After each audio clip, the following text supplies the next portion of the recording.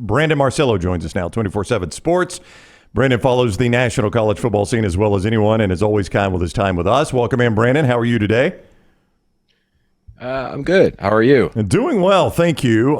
You've followed this. When you see that Kalen DeBoer and Alabama are at the finish line, your reaction to that will be what? Not too surprising after the way things kind of transpired yesterday afternoon. Yesterday in the morning, we're getting word that there was really three guys in the mix. Norvell, DeBoer, and then Tommy Rees had been pushed by Saban and others to get an interview to get some consideration.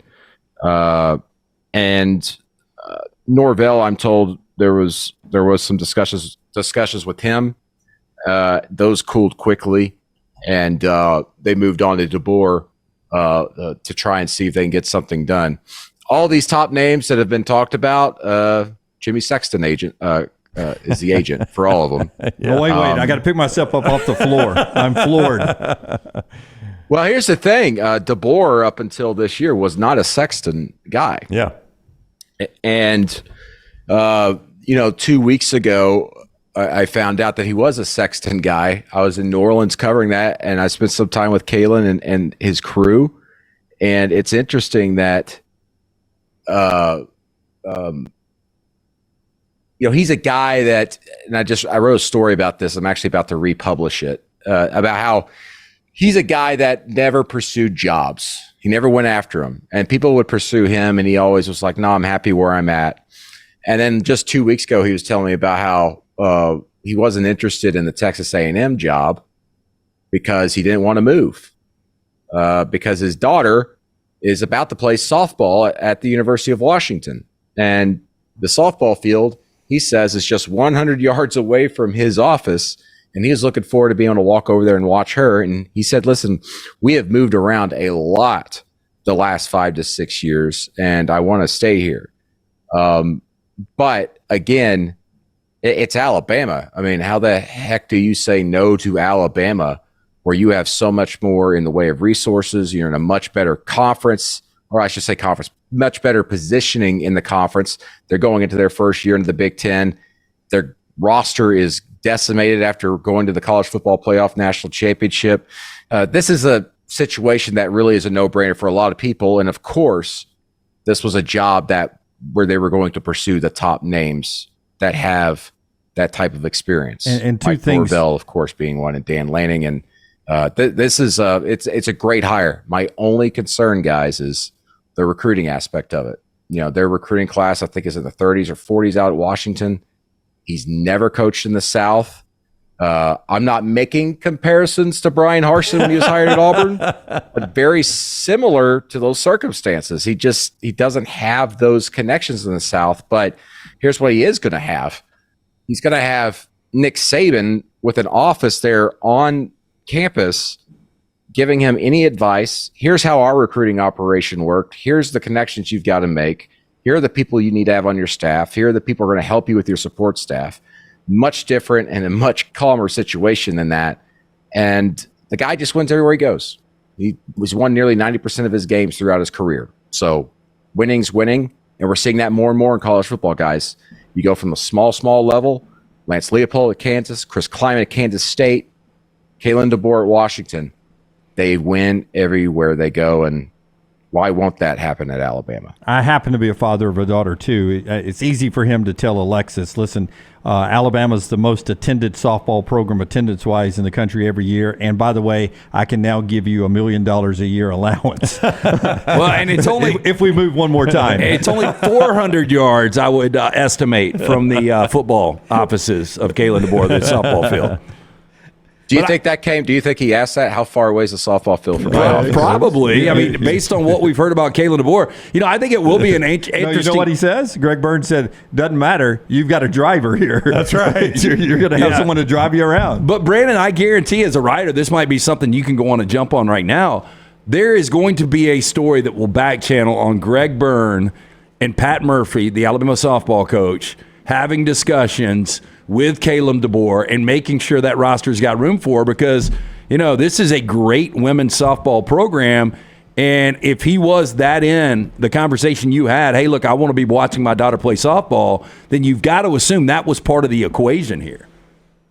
Oh, I'm sure, and the family as a whole. And she's a great softball player. Extra inning softball ranked her as the number 11 player in the nation in this most recent signing class, and no slouch. So I'm sure that they would want her. The only reason why they didn't is because she's a West Coast kid and had grown up in the West Coast in her formative years at Fresno State and Washington, and now she's ready to play ball. But I think that with Kalen again, I was so caught up a couple of weeks ago and talking to people close in his life, his best friend, about just like how level-headed he is and how open he is. And I wonder, as far as just dealing with people, this guy like doesn't turn down anybody when they want to talk.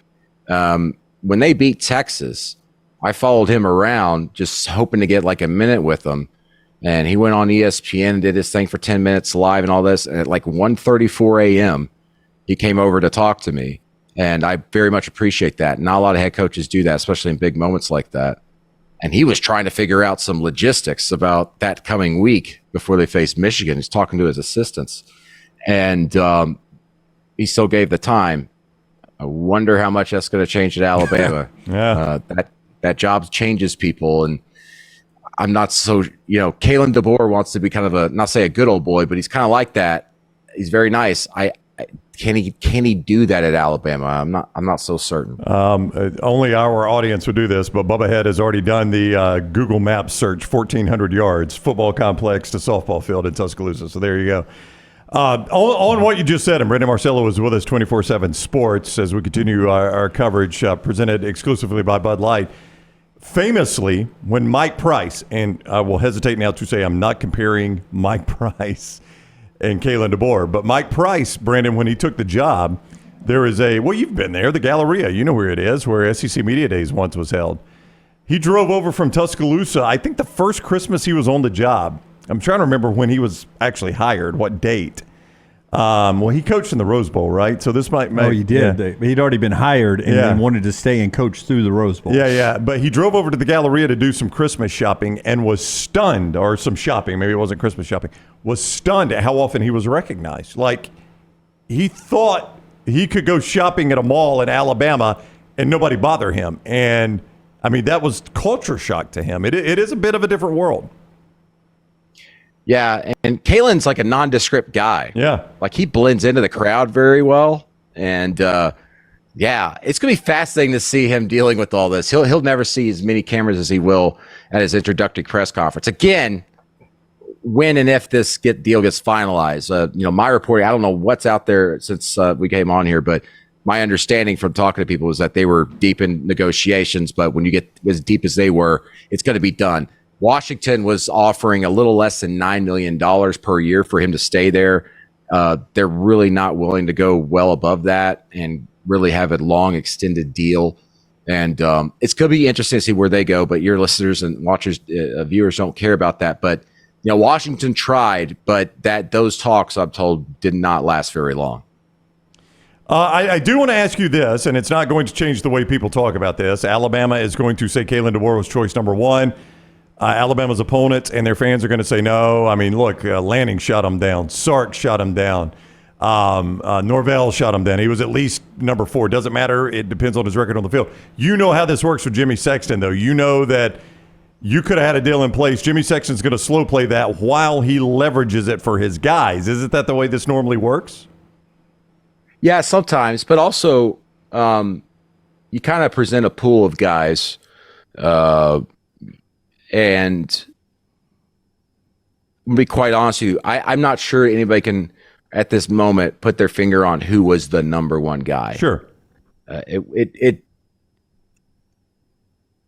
think what you do is you present several names, and then you start gauging through the agent, Jimmy Sexton, with those people, how interested they will be. And, of course, you're using that as a negotiating chip with their current schools and everything. I know when I came on the show, what was that, 2 days ago? Yeah, Wednesday. With you guys, I kept saying Mike Norvell, because I knew that he was one of those 3 names or 4 names and that he was someone that they were going to heavily look at and potentially, quote unquote, offer the job to. And of course, this morning, but the timing with everything, that's no mistake. It's always when you see 1 to 2 people pulling themselves out of a race or saying, I'm staying here, that means that they're talking to someone else at that very moment about taking the job. And it may just be one of those situations where they told Jimmy Sexton, hey, these are the guys we're interested in. 3 of them are your guys. What's the interest there on their part? And it became quickly apparent to them that DeBoer was the guy that would show the most interest. And of course, they started pursuing him a little bit more. But my opinion, based off how this shook out, after the Dan Lanning stuff, it looked like it was Norvell. And, but again, I don't know. Any coach can go wrong the wrong way, but good gosh, this is an incredible group of coaches that they were considering. And I think any one of them at face value when they get hired, we're going to be just said to be great hires. And this would certainly be one if this gets finalized here in the next few hours. I want to a big picture think here. And you said that Washington did not want to go much more than 8.4. I know they're not getting a full share of moving to the Big Ten, but they're moving to the Big Ten. It's ironic to me that $10 million a year is as high as Florida State went to keep Norvell there, and they're the ones in the offseason that are saying the ACC is making us go broke. But Washington, who's got future Big Ten money coming, would not go over 8.4 to keep DeBoer. Meanwhile, $10 million for the guys who are going broke in the ACC. That's an interesting twist for me.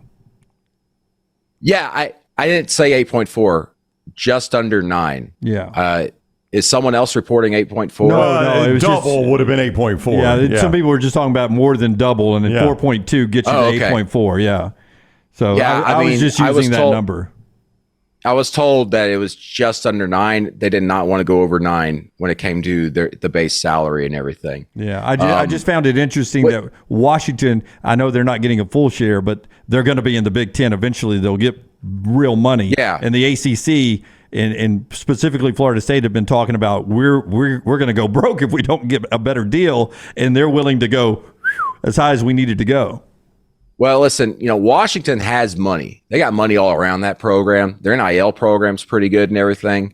It's just that I'm not sure that they are quite capable of tapping into it as deeply as they probably should or willing to do so because they're a little bit more conservative with the money there. Florida State is obviously willing to spend money they don't necessarily have right now because they don't see a bright future in the ACC. So rather than just go die on the vine, we got to go spend money to make money. And with Norvell, it's not just more than $10 million a year with this new 8-year contract.